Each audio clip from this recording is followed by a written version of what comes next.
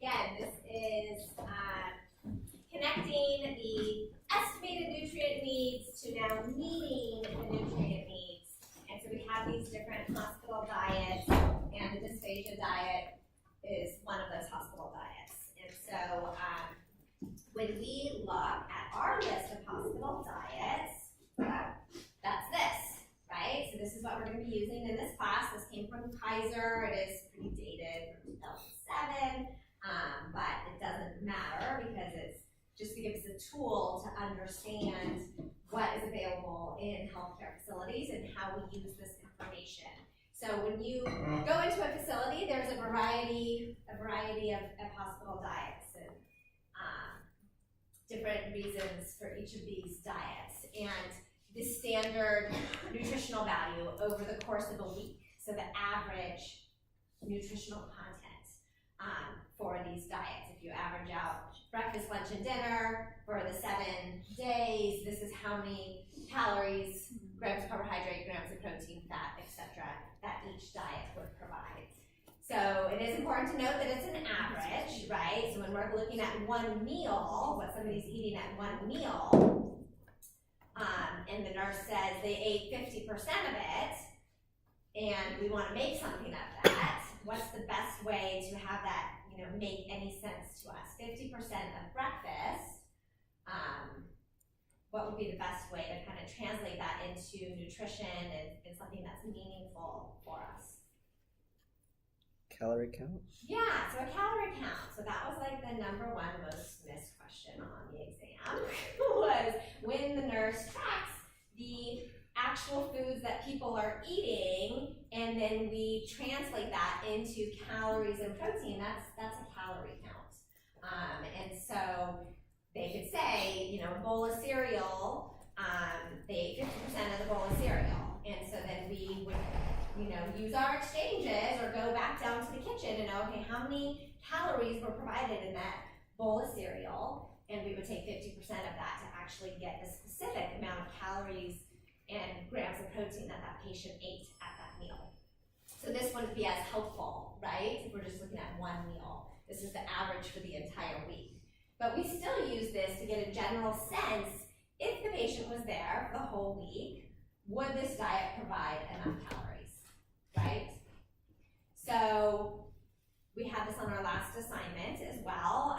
Say the patient needs 1,800 calories, and they're a cardiac patient, so they've been in there for heart disease. Which of these diets, would we use? We have a regular diet, we have a soft diet. These next three are dysphagia diets that she just spoke of.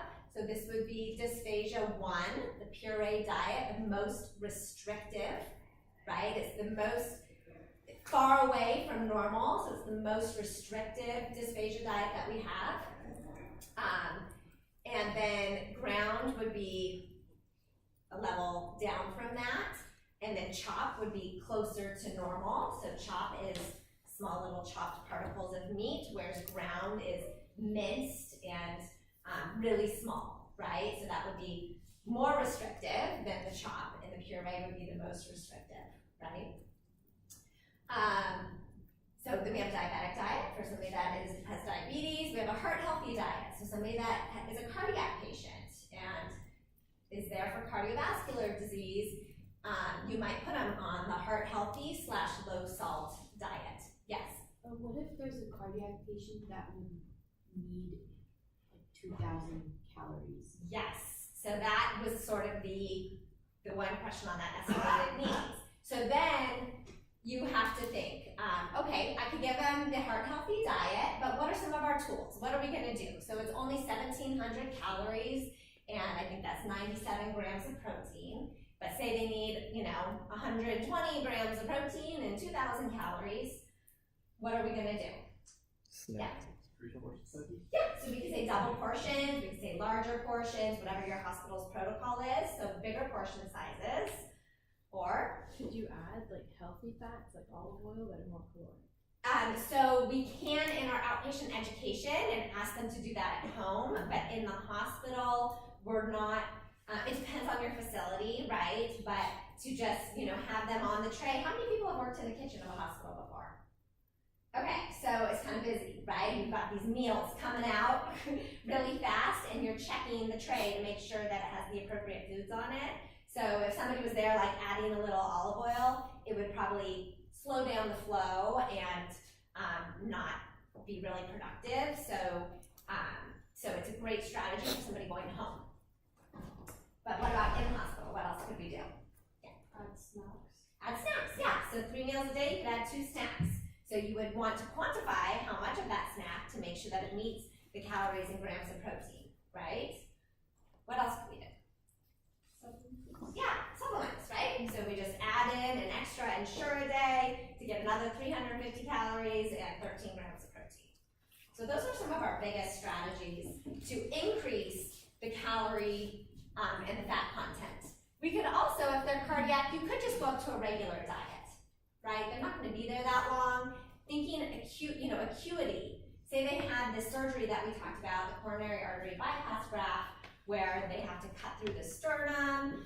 They open up the sternum. They're taking an artery and moving it up to the heart to bypass any clogged arteries. There's going to be a lot of healing for like 6 weeks. So acuity-wise, we care more about calories and protein than we do necessarily about the amount of saturated fat. They don't even have saturated fat on here. And also something to consider is the sodium content. So this is a 2-gram sodium diet to help with lowering blood pressure. But sometimes when we take the sodium out, what happens to the flavor? Decrease. Yeah, the flavor drops, and then they're not only on a calorie-restricted diet, but they're on a less flavorful, calorie-restricted diet. And so we would maybe liberalize the diet to a regular diet, might have more salt, but in terms of priorities, we care more about calories and protein at this point in time than some of the other nutrients that we will care about in the future. Does that make sense? Okay, so these are the diets. So you have to critically think about which makes the most sense, right? So first you're going to look at the name of the diet and think which would make the most sense for my patient. These 3, the puree, the ground, the chop, these are going to come from the occupational therapist. They're going to tell you what the texture should be. You can always, as a dietitian, make it more restrictive. So here's our regular, that's the norm. Then we just have a softer, these are still regular foods, they're just a little bit softer in texture. And we just talked about the chop is going to be smaller particles, ground puree. As a dietitian, we can always make it more restrictive. There's never going to be harm with that, other than what would potentially be a harm? I've seen this happen. You have an 87-year-old patient, and they just assume, let's put that person on a puree diet. They don't necessarily need a puree diet, right? You have to make sure they really need it. And so the concern is they're not going to eat it. So if it's puree and you really get this, pureed food in front of you and you don't need that, the intake can actually go down. So they're not going to be getting the calories that they need. So you have to be careful. We can always make it more restrictive, but you want to make sure that it's indicated, right? So you have the 87-year-old patient. What do? You ask them, how's your chewing? How's your swallowing? How's your dentition? Do you have dentures? Do you have any pocketing of food in your cheeks? Would you like a softer diet or do you want a regular diet? And hear from them. Of course, if there's evidence of potential dysphagia, which would be like pocketing of foods and drooling, not able to keep their mouth closed when they're chewing, then you would have the occupational therapist come in and do a swallow evaluation on that patient. But we would never just assume, right, that we're going to put somebody on a puree or a soft or something like that. But we can always go down in the texture and then clearly, diabetic, heart healthy, etc. So any questions? So first we want to think about the diet, right? What is their diagnosis? What diet will make the most sense? So we think about their estimated needs. Which diet is going to match their estimated needs? If it's off, we have to think about adding foods. We never really take away. Chances are nobody's going to eat 100%. It's not a time for weight loss anyway. If they get more calories on their plate than they need, there's likely no harm in that. right? Long term, sure, there's harm for obesity and weight gain, but they're in the hospital for such a short period of time. We're not, too worried about over-serving. We're worried about under-serving. Any questions? So do we all know how to use this? So when the nurse says they're eating 70% of a soft diet, you're gonna take 70% kcal, 70% protein, and really see how much are they really getting. If you need to know more specifically, you would order a calorie count and look at each meal, and look at the foods they're actually eating and what percent of every food they're actually eating to come up with the calories and the protein. I was going to ask, how fast does the occupational therapist come to I'm fast because there are protocols, right? Yeah. So like in dietetics, we have to see patients within 24 hours if we get a consult. So likely they're within 24 hours, if not even shorter, because if they're held up on eating, that's gonna be a problem. Okay, so say now you have a patient that needs 1,800 calories a day and they're going home. And they're one of those patients that wants a diet plan and wants to know what to eat. I'm not a huge fan of diet plans. I'm more in the camp of like, listen to your hunger, listen to your body, and that's more for over-nutrition. That's sort of my philosophy. But if it's somebody, let's go with a higher calorie, 2,600 calories. They need, a good amount of food, and we want them to gain weight, and they need to know, how am I gonna meet my needs? How am I gonna get 2,600 calories, 100 grams of protein a day? What are you gonna do? So I need to educate you on 2,600 calories, 100 grams of protein. You're leaving the hospital. Are you just gonna say like, eat 2,600 calories, 100 grams of protein a day? Good luck. No, right? So what are we gonna do, Israel? use the USDA guidelines? Okay, As an so idea. easy. We can use the USDA dietary guidelines. That's Nina's resume.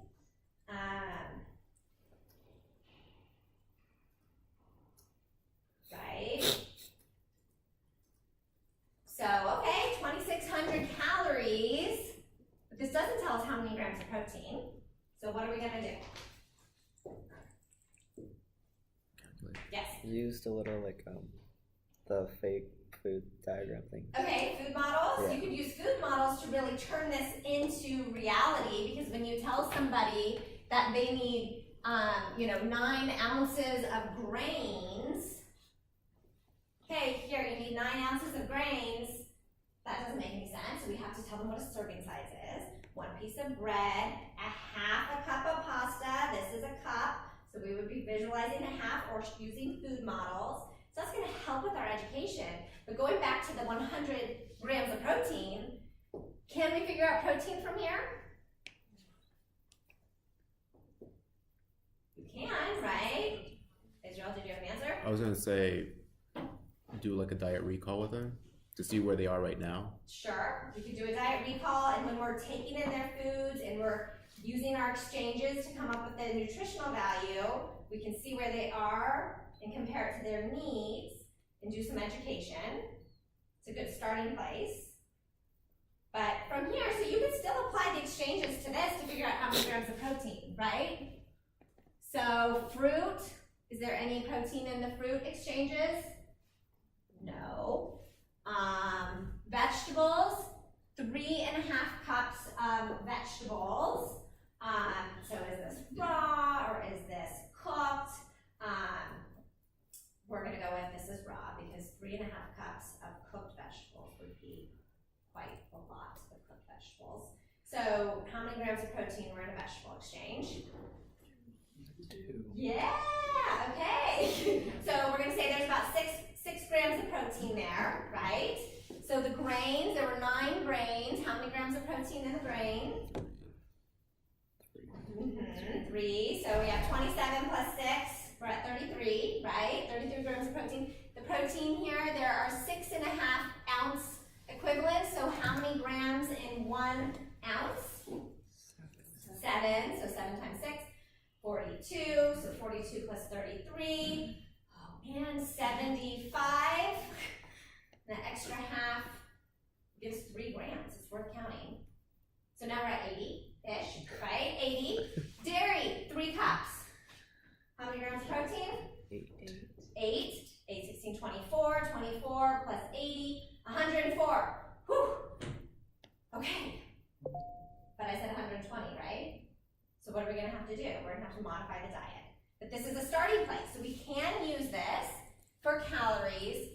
have to turn it into protein. And now we know this is gonna be 20 grams of protein too low, because that's a very high protein diet. This is somebody that's trying to heal, 2,600 calories, 120 grams of protein. I probably keep changing what our standard is, but I keep everything safe. So what are you gonna do? How are you gonna get another 15 grams of protein? 2 more ounces of meat, right? So we would have to adapt this to meet the patient's needs. You guys with me? Okay, what's another way that we can determine needs? Somebody's going home from the hospital, they're healing, 2,600 calories, 120 grams of protein. What? Supplements? Okay, so we could just like give them a bunch of supplements, and that's gonna be a lot of supplements, right? But yes, we could use this as a base, we can add this to get calories, but we have to be specific. We have to make sure we're educating them on 2,600 calories, 120 grams of protein. We eat food. We eat serving sizes of food, right? So we have to convert it into food. So we could go to the nutrition care manual. You guys have all been there. You're gonna go there again for your next assignment. And you can find there's a 1,200 calorie diet, a 1,400 calorie diet, a 15, a 16, etc. You can print out an education material that is the caloric level that you need. But you have to calculate the protein, right? How many grams of protein is coming from this suggested meal plan and make adaptations. You with me? Or can we use our dietary exchanges to plan meals? Answer is yes, we can. So we can use our dietary exchanges in reverse. So just go to our assignments.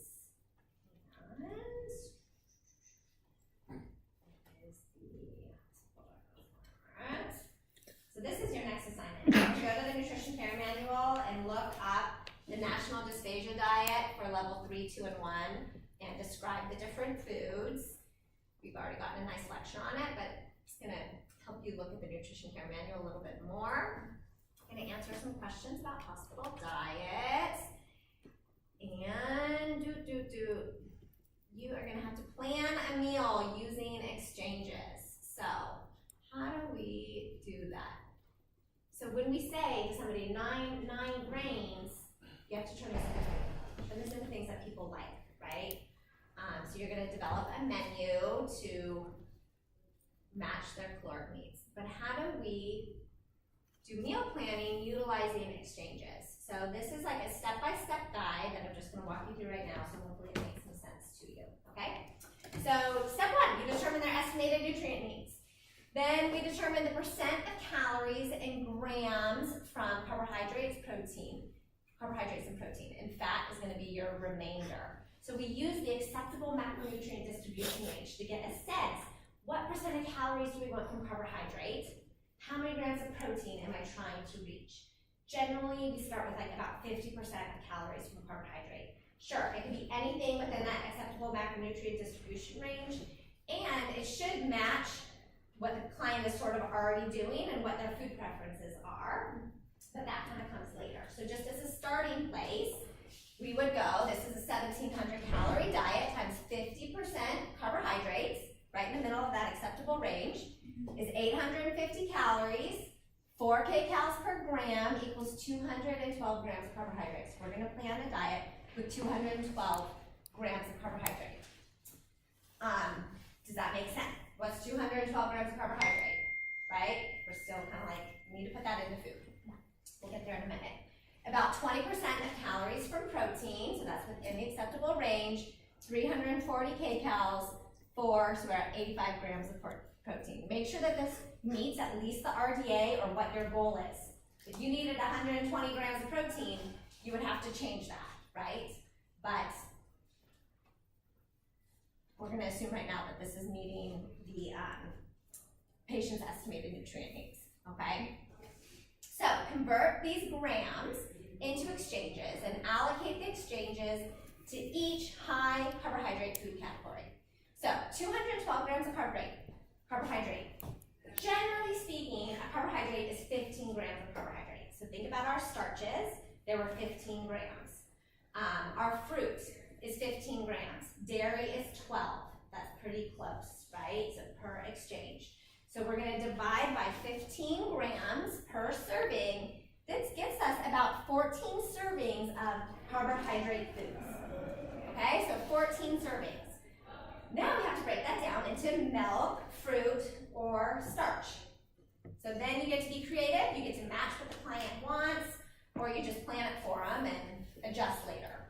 So I did 7 starches, 3 fruits, 3 milks, and each vegetable is 5. So if you do 3, that's 15. 5 grams per serving, 3 servings. Each was 15 grams.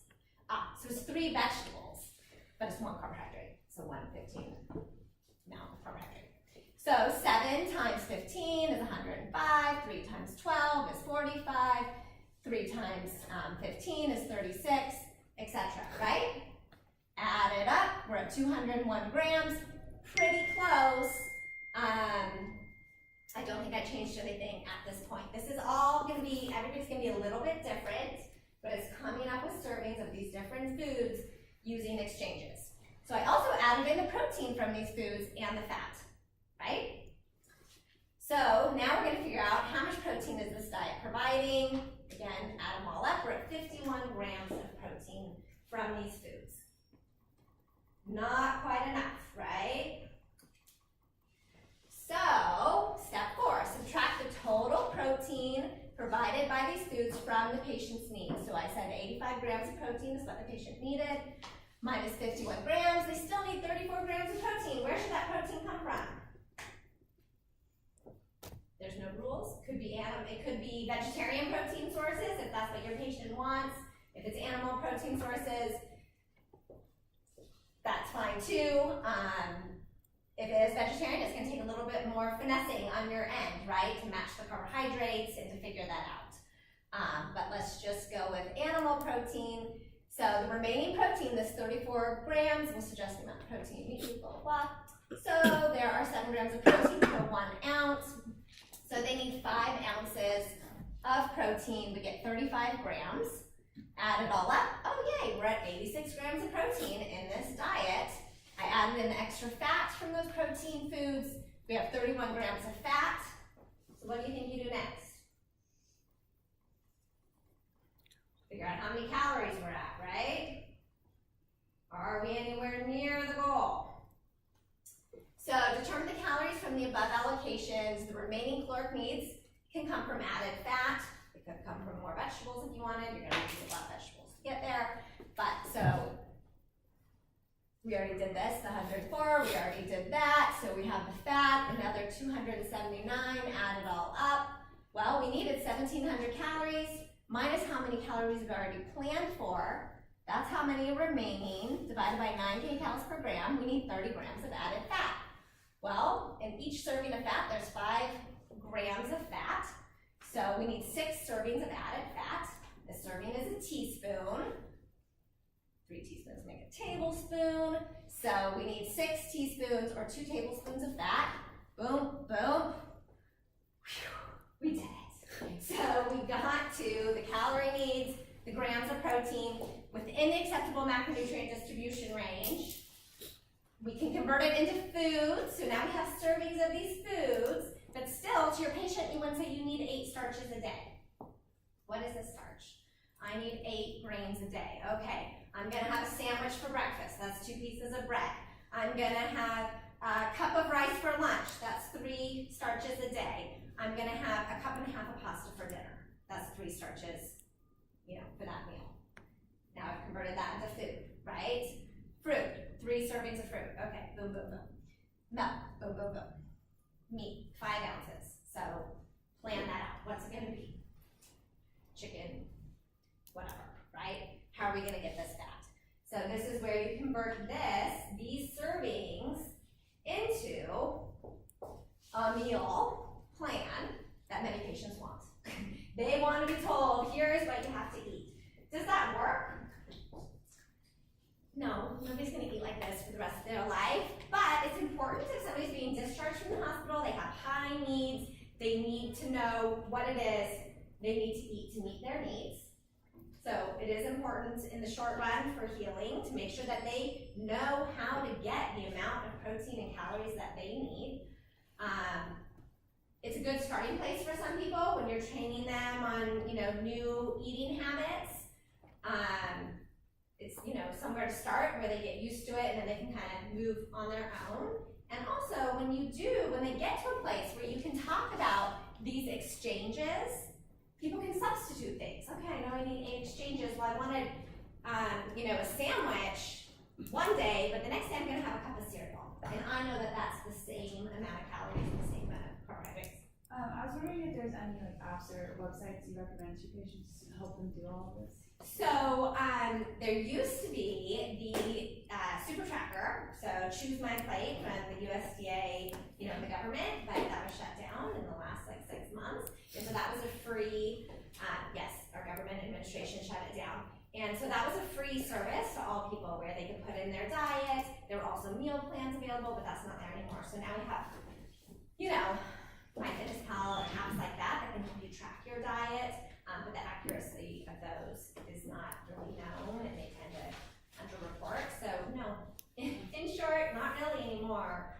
Nothing is really available and reputable and free.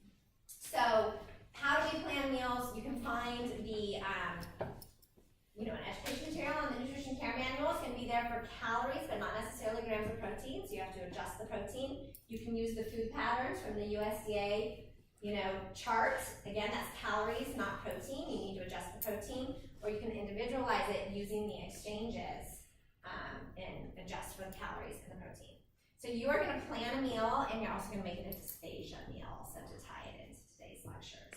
And the patient enjoys a Southern Creole cuisine, so we're going to add in a cultural swing to it too.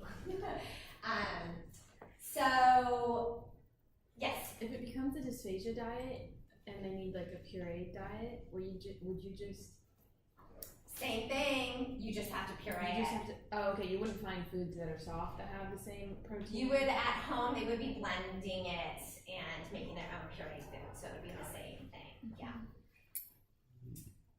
This one is not pureed though, just so you know. Yes.